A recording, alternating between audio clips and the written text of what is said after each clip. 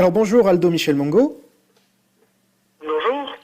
Donc vous venez de créer un nouveau parti politique en Belgique qui s'appelle La Droite. Alors voilà, est-ce que vous pouvez nous expliquer pourquoi vous créez un nouveau parti et pourquoi maintenant? Alors, il faut savoir que la situation en Belgique est évidemment une situation particulière qui lui est propre. Hein. La Belgique a une histoire un peu compliquée, surtout depuis la fin de la Deuxième Guerre mondiale. Nous sommes dans un régime totalement parlementaire, donc il peut s'apparenter à ce qui se passait en France à l'époque de la Quatrième République. Compliqué par le fait que nous avons deux grandes communautés culturelles, linguistiques, comme chacun le sait, les francophones et les néerlandophones. Bien.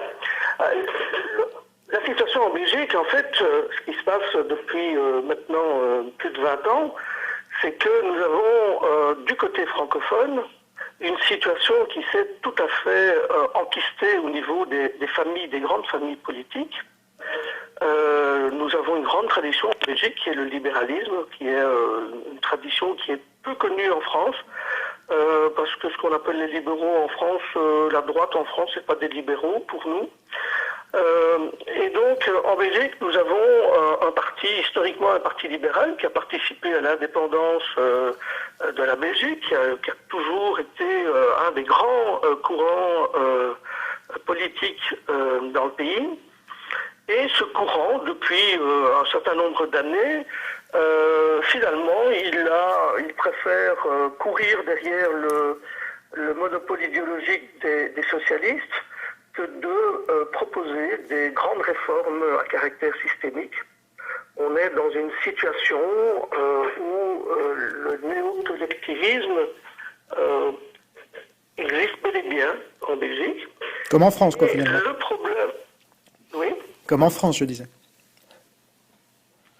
C'est-à-dire que la droite suit... Je disais comme en France, c'est-à-dire que la droite suit la gauche, quoi. Tout à fait, comme en France, voilà, oui, j'avais pas compris le comme en France. Donc en fait, ce qui se passe, évidemment, là où cela devient tout à fait dramatique, c'est que le conflit communautaire, ce qu'on appelle le conflit communautaire entre francophones et flamands, a pris une nouvelle tournure ces dernières années avec l'émergence en Flandre d'un grand parti de droite libérale, qui exige des réformes profondes, qui exige des réformes systémiques, des réformes qui remettent en cause le système. Et donc nous nous trouvons avec, à la clé, pour les prochaines élections de 2014, à la clé, une quasi-indépendance de la Flandre, qui est le moteur économique du pays, face à une Wallonie et une région bruxelloise qui sont tout à fait aux mains des socialistes, de la gauche, qui dépend financièrement de la Flandre. Et donc on se trouve à une croisée des chemins. Et donc il nous a semblé, on y réfléchissait depuis longtemps, puisqu'on avait créé la droite comme mouvement de réflexion politique en juin 2010, il nous a semblé que maintenant, il fallait pouvoir proposer à l'électeur un autre choix, une voie claire, une voie avec des propositions neuves, différentes, solides, parce que voilà, l'évidence nous a grandi qu'une formation qui s'affirmerait résolument de droite est devenue nécessaire dans le paysage politique. Et est-ce que... C'est les raisons qui nous ont poussés à créer la droite maintenant, parce que dans 18 mois, bien, il y a des élections qui sont véritablement des élections importantes qui vont mettre en jeu tout l'avenir du pays. D'accord. Et alors, vous êtes pour l'indépendance de la Flandre ou pas? Non, pas du tout. Pas du tout. Nous pensons que si la Flandre veut avoir plus d'autonomie, c'est parce qu'elle ne parvient pas à faire les réformes économiques qu'elle estime être nécessaires à cause du boulet francophone, parce qu'il est devenu un boulet, parce qu'il est dirigé par la gauche, avec l'aide de ce qui de ceux qui se disent de droite mais qui n'en sont plus, qui ne sont plus des libéraux, qui sont simplement là pour profiter du pouvoir. Et est-ce que vous êtes pour le rattachement de la Belgique à la France? Non, pas du tout. Parce qu'il n'y a aucune tradition. Vous savez, Jean, vous savez qu'on s'est connus à Paris, vous savez que j'ai vécu en France pendant 20 ans, donc j'ai un grand attachement à la France, mais la Belgique, ce n'est pas un morceau de la France qui s'est détaché un jour. Historiquement, la Belgique a fait partie de la République entre 1793-94 jusqu'à la fin de l'Empire. Donc en fait, jusqu'en 1814, donc en fait c'est une histoire de même pas 20 ans. Donc il n'y a pas de tradition. Il n'y a pas de tradition, il y a un peu de folklore chez nous, où on fête le 14 juillet, mais le Belge n'est pas un Français hors frontières. Et alors, donc vous vous êtes fait connaître, vous venez de le rappeler, aux assises de l'islamisation, où je vous... Comment? Je vous interromps parce que ce qui est amusant, petite interruption, ce qui est amusant, c'est qu'en fait, historiquement, c'est la Flandre qui a fait partie du Royaume de France. Et pas du tout la partie francophone. D'accord. Précision importante. Alors donc, je disais que vous vous êtes fait connaître aux assises de l'islamisation, où votre intervention a été vue par plusieurs centaines de milliers de personnes, donc sur YouTube notamment. Et est-ce que à la droite, vous avez une position sur l'islam? Alors nous, notre position, elle est celle qui consiste à dire qu'au niveau de l'État belge, les problèmes viennent essentiellement chez nous en Belgique. Alors ils sont semblables à ce qui se passe dans les autres pays, mais chez nous il y a un fait qui est également complémentaire, c'est que nous sommes le dernier pays qui vivons encore sous le concordat de Napoléon Bonaparte. Nous sommes un pays dont la Constitution, on dit, voilà, l'État belge est neutre. Mais sa neutralité fait qu'il reconnaît des cultes et qu'il les finance. Bien. Alors, c'est très compliqué parce qu'il y a le problème de la liberté de l'enseignement, il y a le problème de la liberté des cultes, il y a toute une série de choses qui en découlent, hein, puisqu'on a encore les fabriques d'églises qui ont été ordonnées par Napoléon en 1809. Et donc notre position est de dire nous devons parvenir d'abord à faire en sorte que l'État soit effectivement neutre au niveau philosophique, qu'il ne reconnaisse plus aucun culte et qu'il n'en finance plus aucun, à quelque niveau de pouvoir que ce soit. Ça, c'est d'abord notre première position, parce que nous pensons que c'est déjà une manière de régler le problème de l'intervention du religieux dans la vie de la cité. Ensuite, notre position est de dire, mais je parle pour la Belgique, c'est vrai que c'est une position qui pourrait être reprise en France également.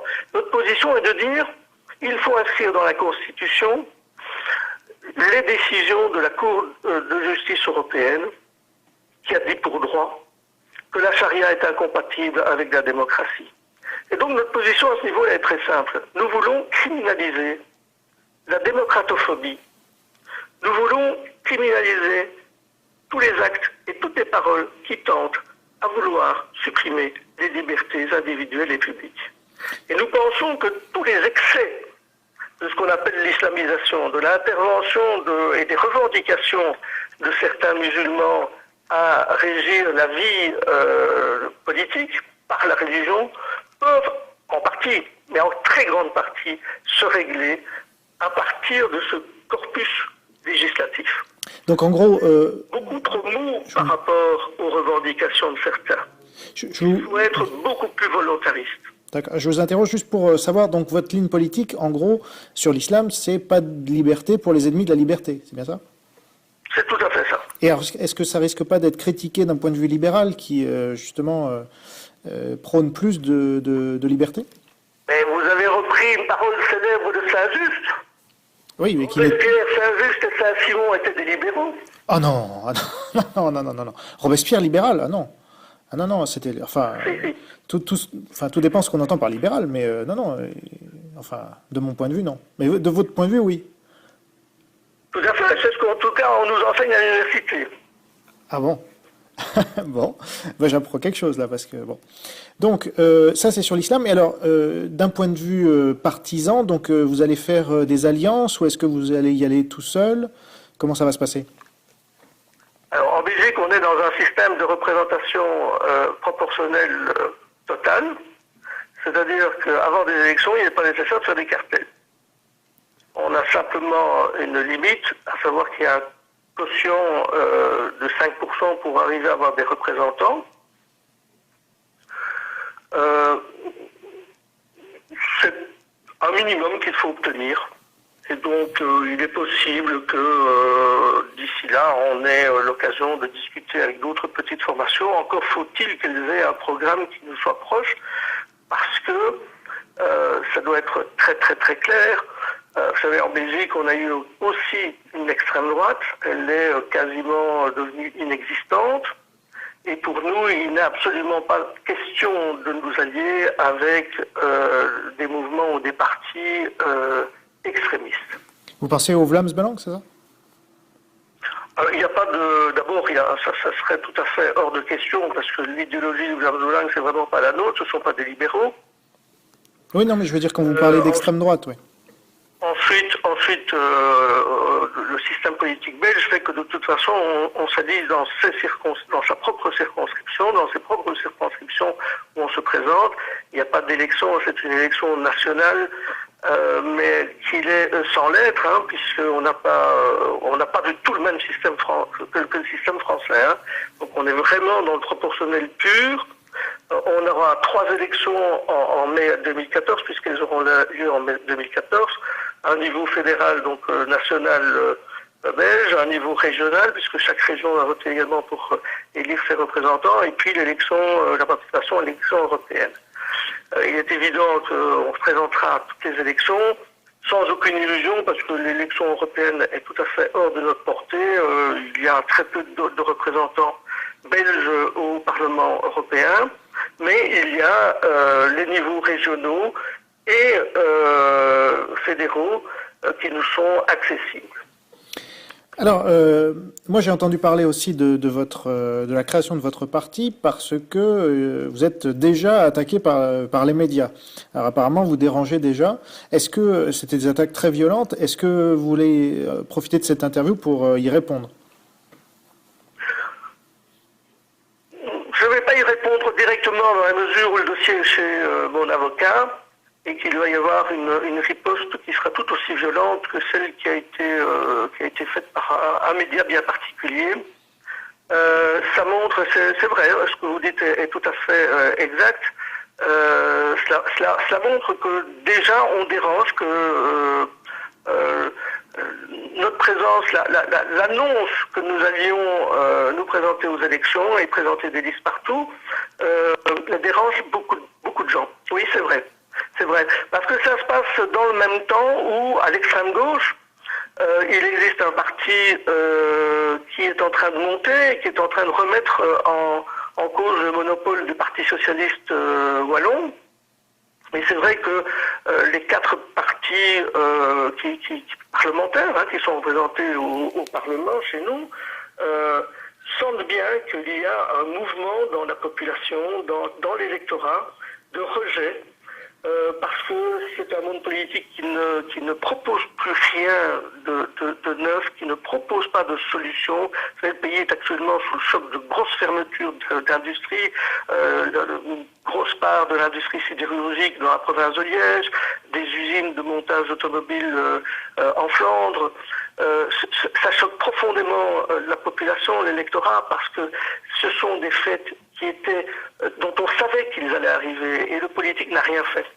Le politique n'a pas prévu, le politique ne gère les problèmes au fur et à mesure qu'ils se posent, et donc on sent bien que l'arrivée de nouveaux acteurs, et pas seulement de nous, gêne cette classe politique qui est engoncée dans ses certitudes et dans ses petites habitudes, en sachant que la Belgique est un pays très particulier, et du côté francophone, tous les médias sont subsidiés et entièrement subsidiés, ne vivent que de l'argent du contribuable.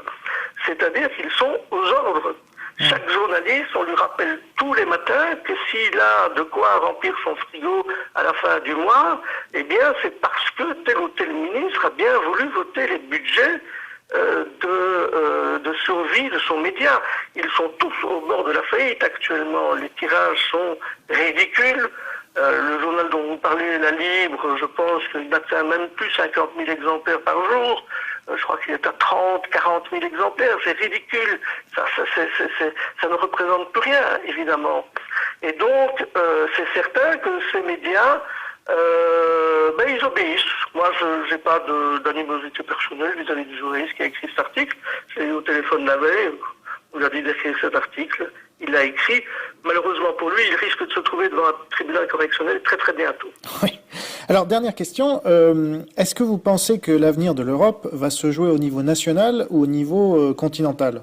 Et donc, prolongement de ma question, est-ce que vous avez commencé à nouer des relations avec des partis étrangers qui vous seraient proches, que ce soit en France ou ailleurs ? Alors, on a des contacts en France.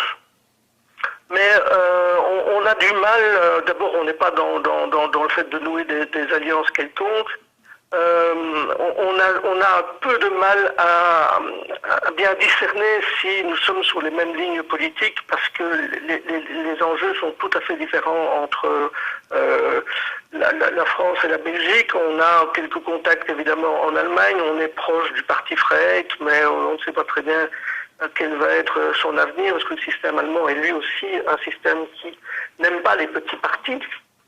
Maintenant, à la question sur l'avenir de l'Europe, moi personnellement, je pense que la question européenne, l'avenir de l'Europe, elle va se régler par les peuples européens. Elle va se régler au niveau national, ça c'est clair.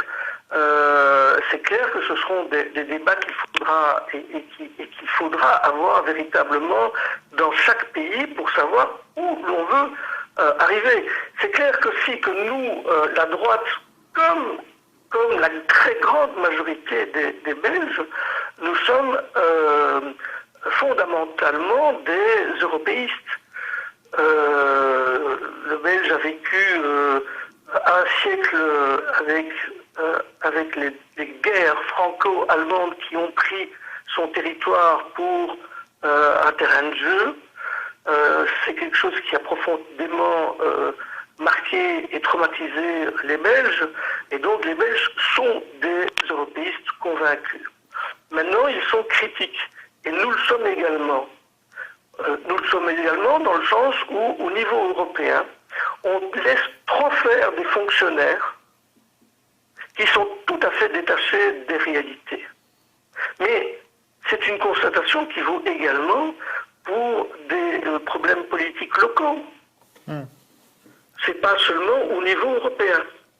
Mais il est certain également que c'est le cadre européen qui nous permettra, nous, Européens, à continuer à exister et à compter au niveau de la planète. Très bien. Ça, c'est certain. Quand j'entends certains dire il faut supprimer l'euro, oui, c'est certain, l'euro est responsable de l'inflation. Oui, c'est certain, l'euro est responsable d'un certain nombre de maux. Mais demain, vous supprimez l'euro. Est-ce qu'on supprime l'inflation qui a eu lieu depuis 15 ans? Non, on va retrouver les mêmes niveaux de prix. Et quel va être le sort de ces monnaies nationales? Il y a beaucoup de gens qui ne se rappellent plus ce que c'était avant l'euro. Avant l'euro, c'est simple. Le franc français, le franc belge, leur sort, il était décidé à la Bundesbank. Il n'était pas décidé à la Banque de France et à la Banque de Belgique. Il était décidé à la Bundesbank. Donc maintenant, nous avons une super Bundesbank, mais au moins où nos représentants ont quelque chose à dire. Je ne dis pas que c'est parfait. Très bien. Il faut l'améliorer. On a mis le cheval avant, on a mis la charrue avant le cheval. On a fait des choses qui étaient incompréhensibles. On a créé la monnaie, on n'a pas fait une concertation économique, on n'a pas fait un certain nombre de choses qu'il fallait faire en même temps. Bien, eh bien, il faut les améliorer. Mais c'est certain que les peuples ont leur mot à dire là-dedans. Eh bien, écoutez, merci beaucoup d'avoir répondu à nos questions, Aldo Michel Bongo. Donc, on renvoie sur votre site internet qui est ladroite.be, c'est bien ça? C'est ça, www.ladroite.be. Très bien. Eh bien, à très bientôt pour un premier point sur peut-être les élections ou les premières victoires que vous aurez remportées. En tout cas, je vous le souhaite.